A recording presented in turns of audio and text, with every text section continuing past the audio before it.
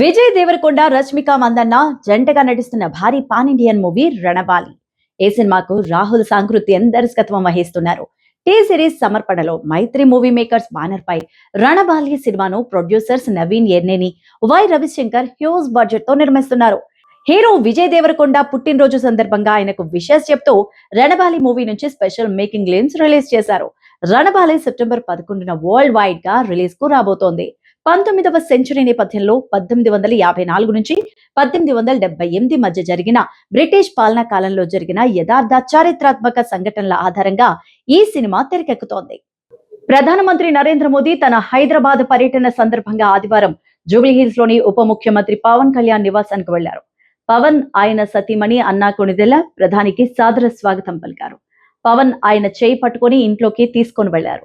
ఇటీవలే శస్త్రచికిత్స చేయించుకొని విశ్రాంతి తీసుకుంటున్న పవన్ ను అందుకు కారణాలేమిటి అని ప్రధాని ఆరా తీసినట్టు తెలుస్తోంది.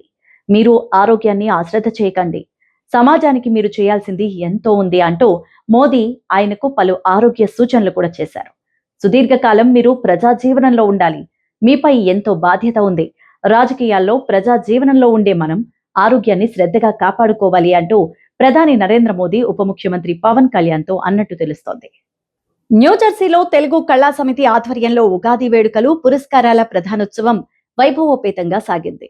ఈ కార్యక్రమానికి ముఖ్య అతిథులుగా పద్మభూషణ్ అవార్డు గ్రహీత డాక్టర్ నోరి దత్తాత్రేయుడు, ఉపేంద్ర చివుకుల, గుంటూరు మెచ్చియార్డ్ మాజీ చైర్మన్ మనవ సుబ్బారావు, సంగీత దర్శకులు ఆర్పి పట్నాయకులు విచ్చేశారు.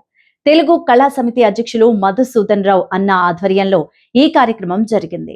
ఇక ఈ సందర్భంగా నోరి దత్తాత్రేయుడు మాట్లాడుతూ భాషే సాంస్కృతిక వారధి అంటూ కొనియాడారు.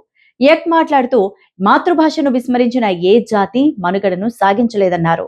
అలాగే మాజీ అధ్యక్షులు దామో గేదెల సేవలను గుర్తించి జీవిత సాఫల్య పురస్కారాన్ని ప్రదానం చేశారు. ఈ సందర్భంగా ఏర్పాటు చేసిన సాంస్కృతిక కార్యక్రమాలు అందరినీ ఎంతగానో అలరించాయి. ఫోటో ఎగ్జిబిషన్ అందరినీ ఆకట్టుకుంది. కోకిల మంజులశ్రీ పంచాంగ శ్రవణం చేశారు. చిట్టి శర్మ వేద పఠనం అందరినీ ఆకట్టుకుంది.